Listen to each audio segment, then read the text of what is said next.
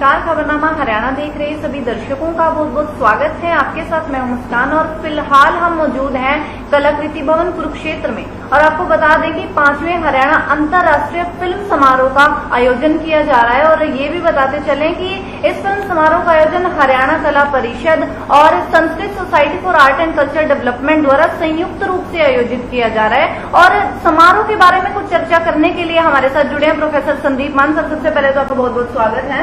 नमस्कार सर, एक बारी जो दर्शक आपको देख रहे हैं उन सभी को अपना परिचय दीजिए। डांगी जी और नकुल जी उनके टीम का सदस्य हूँ मैं, और ये जो बहुत अच्छा फिल्म फेस्टिवल हो रहा है इसका media relations I am looking after. Otherwise मैं कॉर्पोरेट से हूँ और पर्सनल लाइफ में मैं मूवीज को बहुत लाइक करता हूँ। I belong to Haryana. Sir, तो सबसे पहला सवाल मेरा आपसे ये रहेगा कि आपने ये बताया कि मुझे फिल्में देखना बहुत पसंद है, तो फिल्म समारोह आयोजित किया जा रहा है, तो किस प्रकार की फिल्मों के प्रति आपका रुझान है? बहुत बड़ा रेंज है मेरा। तो generally I like action kind of movies, but otherwise मैं सोचता हूँ कोई भी मूवी बनाता है तो उसका 20 इयर्स का एक्सपीरियंस उसमें लगता है। तो स्टोरी नहीं अच्छी है तो एक्टिंग अच्छी हो सकती है, एक्टिंग अच्छी है तो स्टोरी नहीं होगी, बैकग्राउंड म्यूजिक अच्छा हो सकता है एंड मल्टीपल कैमरा एंगल्स। तो मैंने बहुत एक्सपेरिमेंटेटिव तरीके से मूवीज देखे हैं। सारे दिन में मैंने 4 मूवीज भी देखी हैं। मैंने 3 महीने में 100 से ज़्यादा शो सिनेमा हॉल में देखे हैं। तो आई लव वॉचिंग मूवीज। मेरा घर और करनाल का जो अशोका थिएटर सिनेमा था बहुत अच्छा, हमारे कॉर्नर्स मिलते थे, तो मैं अपने घर के कॉर्नर पे खड़े होके वहाँ से जो ऑडियो आता था वो सुनता था, या दीवार को फांद के मैं हॉल में चला जाता था और लोअर स्टॉल के पास खड़े होकर मैं मूवीज देखता था। So I am pretty obsessed and मुझे लगता है हर मूवी अच्छी होती है। मेरा एक ही फिल्टर है कि अगर मूवी में आपको एक बार रोना आ जाता है कहीं ना कहीं तो वाकई वो अच्छी मूवी है, उसमें इन्फ्लेक्शन पॉइंट्स हैं। और आज तक आई थिंक मुझे हर मूवी में 2-3 बार तो रोना आ ही जाता है। I get emotional. अच्छा सर, अगर हम समारोह के कार्यक्रम के बारे में अगर हम बात करें तो कार्यक्रम में एक शब्द बहुत ही ज्यादा चर्चा में है, हरियाणवी संस्कृति। तो आप हरियाणा से हैं, करनाल से आप बिलोंग करते हैं, तो हरियाणवी संस्कृति को किस तरह आपने अपने अंदर सजोया हुआ है? That's a very valid question and very appropriate question. I feel Haryana is a land of diversity. जब भी हम कोई लेबल लगाते हैं किसी चीज को, बंगालीज are like this या Malayalis are like this, so we have to always understand that this individual is like what. Any community may have some aggregate median behavior and characteristics, beliefs, values, conduct, but every individual is different. So we have to have respect and dignity for that. Otherwise I feel Haryana में थोड़ा contrarian thought, यानी कोई आपको कुछ कह रहा है तो उसका contrary thought लेना, logically वो लेने का एक टेंडेंसी ज़्यादा है। उसके पीछे एक रीज़न ये है कि स्वामी दयानंद सरस्वती जो हिंदू धर्म के बारे में उनके अपने एक अलग तरीके के विचार पैदा हुए, जिसमें उन्होंने कहा कि ये मूषक से नहीं शिवलिंग अपने आप को बचा सकता तो कैसे चलेगा। तो गुजरात के एक व्यक्ति ऐसे संत महात्मा का जो मैक्सिमम अडॉप्शन है वो हरियाणा में और नेबरिंग राजस्थान में है। तो I think Haryanis are very fun loving, witty people, hard working people. यहाँ पे बाकी और कल्चर्स की तरह डांस वगैरह उतना ज़्यादा डेवलप नहीं हुआ है, बट बिकॉज कोई किसान है सुबह 4 बजे उठेगा, खेत पे जाएगा, सारे काम करेगा, 10-साढ़े 10 उसका दिन पूरा हो लेता है, शाम को 7 बजे उसे सो जाना है।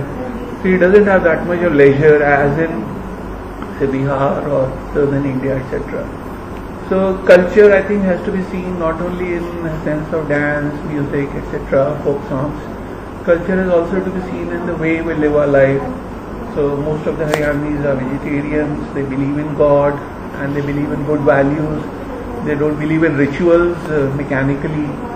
So I think it's a very nice culture in that sense, and to a large extent मेरे अंदर भी यही है। अच्छा सर, अगर मतलब आज समारोह में एक फिल्म की स्क्रीनिंग करी गई थी, आई एम बानी, तो आपने वो फिल्म देखी, तो फिल्म में एक जो एजुकेशन है कि आज जो लड़कियां हैं फिलहाल मतलब आज तो लड़कियां फिर भी घर से बाहर जा रही हैं, कर रही हैं, लेकिन वो पुराने टाइम अगर हम याद करें तो लड़कियां मतलब 4 दीवारी में सीमित थी। तो आज आपको क्या लगता है कि जो वहां पर बच्चे भी बैठे हुए तो किस प्रकार का जो है संदेश जाएगा? क्या उन्होंने जो वो दिखाना चाहते थे वो मैसेज कैच किया जो दर्शक थे? वेरी पावरफुल फिल्म एंड देखने में बहुत अच्छी वॉचेबल थी, good watchable and human energy audience का बीच बीच में जो हूटिंग, विस्लिंग, क्लैपिंग हो रहा था मल्टीपल पॉइंट्स, तो मैं रोने वाली बात कर रहा हूँ, इमोशनल पॉइंट्स थे इन दैट सेंस. तो आई थिंक आपके दिल आत्मा को छूने वाली मूवी थी इन दैट सेंस. तो documentary as genre is very important because वो कुछ सीरियस इश्यूज हैं, जो मुद्दे हैं जीवन के, उनके प्रति हमें रूबरू करता है. ऑन दिस मैं अपने जो साथ बैठे थे 2-3 स्टूडेंट्स वगैरह विमेन, उनसे भी बात कर रहा था कि ये तो एक गांव का बैकग्राउंड, बैकवर्ड एरिया, उसके अंदर कुछ एटीट्यूडनल प्रॉब्लम्स दिखा रहे हैं, बट जो शहरों में है वहां पे भी जो वुमेन पढ़ती हैं, क्या वो वाकई ही उतनी स्ट्रांग वुमेन बन रही हैं, इंडिपेंडेंट हैं? मेजर सिटीज में तो 15-20 साल से तो पढ़ ही रही हैं वुमेन, बट उसमें भी हाउस होल्ड के चोर्स में लगे रहना और अपने लिए इंडिपेंडेंट टाइम ना होना. तो वर्जीनिया वुल्फ का मुझे याद आता है कि 1920 के आसपास उन्होंने बुक लिखा था रूम ऑफ वन्स ओन. उस समय विमेन ओपनली अपने नाम से बुक्स नहीं लिख सकती थी, तो वो घर में ऊपर एक छोटा सा उनका बैठक था जहाँ टूटा फर्नीचर रखा होता था, तो वहाँ जाके 2-3 घंटे डिसअपेयर होती थी और अपनी बुक्स लिखती थी. तो women have come from that. So I feel अगर इंडिपेंडेंट हैं विमेन और वाकई स्ट्रांग है, तो जो इलिटरेट है या सेमी लिटरेट है, प्रॉब्लम वहाँ नहीं है. प्रॉब्लम है जो पढ़ लिख गई हैं, जिन्होंने PhD कर लिया, MBA कर लिया, मास्टर्स कर लिया, वो भी असर्टिव और एक्सप्रेसिव विमेन नहीं है. सेक्सुअलिटी की सेंस में ओपन कन्वर्सेशंस नहीं हो पाती हैं. विमेन प्रोफेशनल्स नंबर में कम हैं, सेक्रेटेरियल स्टाफ में ज़्यादा हैं. So I think strengthening is needed at that level also. सिर्फ एक निम्न स्तर पे सोचना कि विमेन को जाके ABCD लेटरिंग जो हो रहा है वो नहीं होना चाहिए. And this is not about gender alone. आप गुड़गांव जाइए, वहाँ पे पढ़े लिखे लोग हैं, इकोनॉमिकली अफ्लुएंट हैं, सिटीजन्स भी अच्छे ही होंगे, तो वहाँ की सड़कें क्यों टूटी होती हैं? क्योंकि एक्टिव सिटीजन्स नहीं बन रहे हमारे. जो मैं देखता हूँ कॉर्पोरेट में लोग हैं जो 75 लाख पर एनम कमाते हैं, वो 1-2 किताब भी नहीं खरीदते सारे साल में लर्निंग के प्रति, क्योंकि learning education has to never stop. मैं सोचता हूँ, मैं अभी भी स्टूडेंट हूँ, although I have taught at IIMs and so many other places, but our corporate people, our women, our grown up adult people, they are not really learning oriented. तो जब तक ये नहीं होगा तो हम सिर्फ नाम मात्र पे कह सकते हैं कि हम जापान, फ्रांस, स्पेन, US या यूक्रेन जैसे हम इनोवेशन में आगे जाएंगे. हम आगे नहीं जा सकते. हम एक इंडिपेंडेंट थॉट, जो हरियाणा की बात की, डरना ना किसी से, दबना नहीं किसी से, अपने थॉट्स को लाना, I think that is what is needed. Education is a very large enlightenment. Sir, film में गर्ल्स एजुकेशन के बारे में जो है बताया गया, उसके बारे में मैसेज दिए गए. तो एक प्रोफेसर होने के नाते आप क्या सोचते हैं कि किस प्रकार जो लोगों को अवेयर किया जा सकता है गर्ल्स एजुकेशन को लेकर? So as I said, it's not about girls' education only or boys' education. Education per se, are you literate or are you educated? I think that divide, that difference needs to be understood. And everything in life I feel is depth oriented and engineering oriented. आप salad है, जैसे आप किसी ढाबे पे जाएंगे, वो मुट्ठी में आपको खीरा प्याज दे देगा. आप किसी रेस्टोरेंट में जाएंगे, वो सेलोफेन में लिपटा हुआ फ्रिज से आपको 30 रुपीज का एक कटा हुआ क्लीन हाइजीनिक सैलेड देगा. आप किसी 5 स्टार होटल में जाएंगे, वो 15 तरीके के सैलेड होंगे, Russian salad, scissor salad, which one do you want, right? So things evolve like this. अब चाय तो 5 रुपए का, 10 रुपए का शीशे के गिलास में भी मिलता है, एक वो ट्रॉली में भी आता है चाय.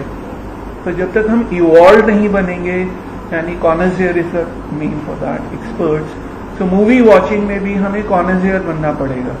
अगर आप हॉलीवुड देखते हैं, वहाँ पे मूवीज हैं जैसे प्रेस्टिडिजिटेशन. अब ऐसे शब्द का मायने ही नहीं पता हमें इंडिया में.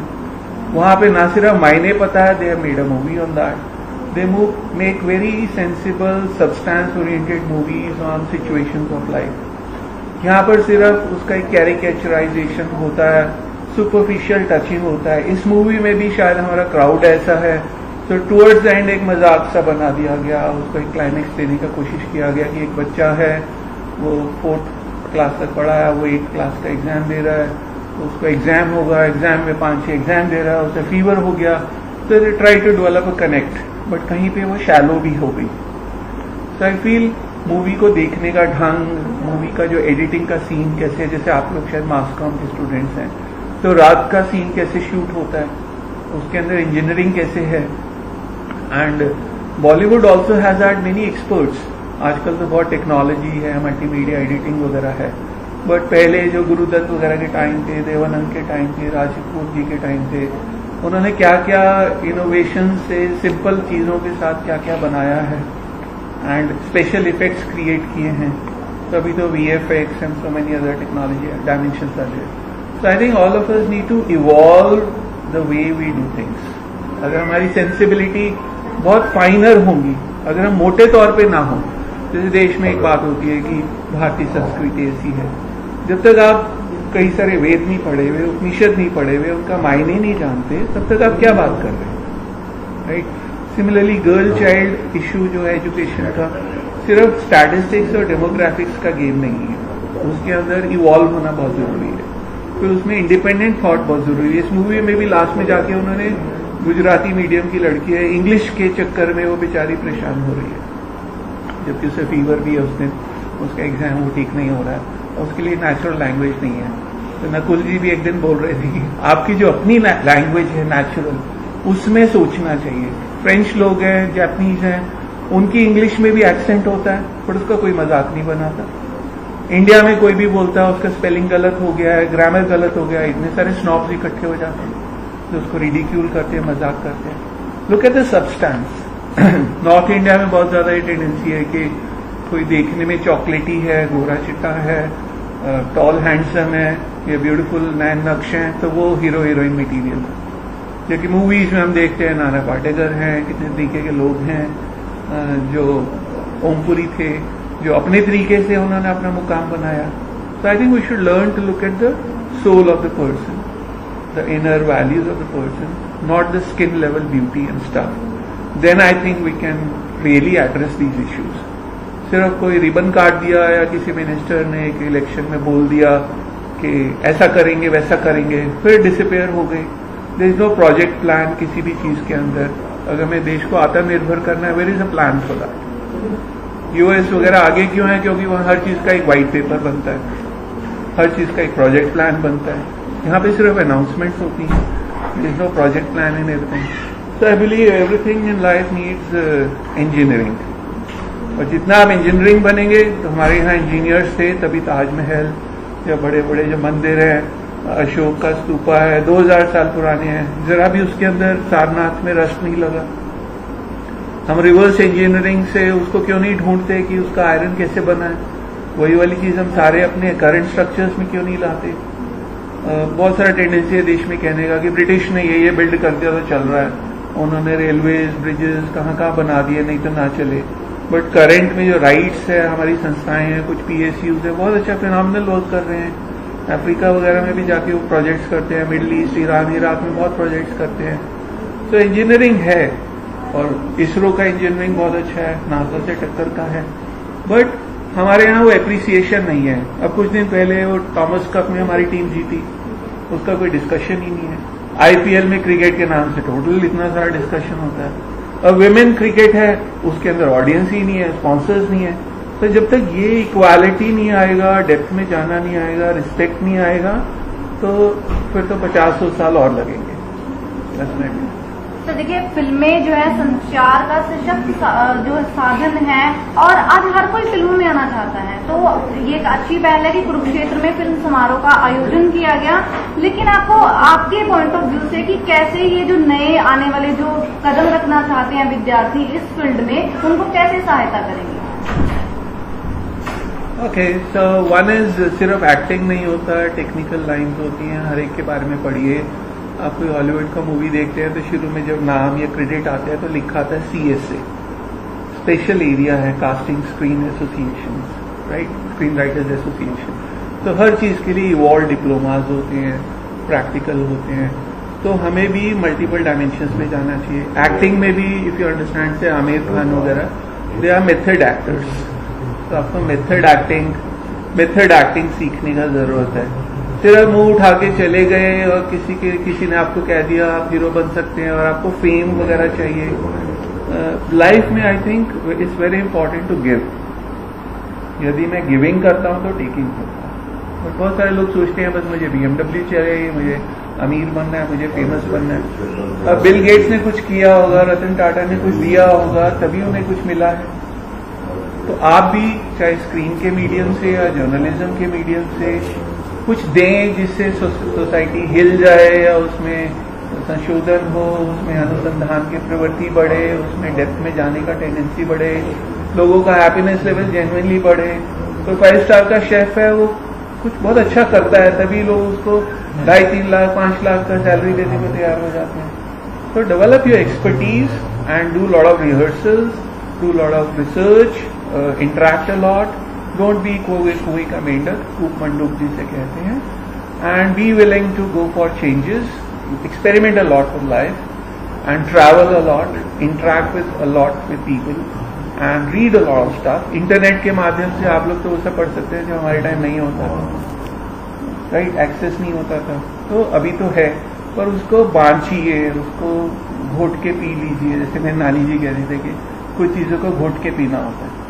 तो पुराना जो एज ओल्ड विजडम है वो ज़रूरी होता है. तो मूवीज़ में भी बहुत सारी पॉसिबिलिटीज़ हैं, आप उसके अंदर डीप जाएं और यदि आपका उसमें पैशन है तभी उसमें टिकें. क्योंकि किसी भी लाइन में अगर आप एक्सेल नहीं करते, आप उसके टॉप 5% लोगों में नहीं पहुंचते, तो आपको उसकी जो बेस्ट रिटर्न्स हैं वो नहीं मिलेंगी. मूवीज में भी आप मेन एक्टर हैं या आप सपोर्ट एक्टर हैं, राइट? आप पीछे डांस में खड़े हैं या कैमरा आपके ऊपर फोकस्ड है. तो टॉप 5 में आने के लिए हमेशा सैक्रिफाइस करना पड़ता है, बहुत ज़्यादा हार्डवर्क करना पड़ता है. तो जब पैशन होता है तभी आप करते हैं.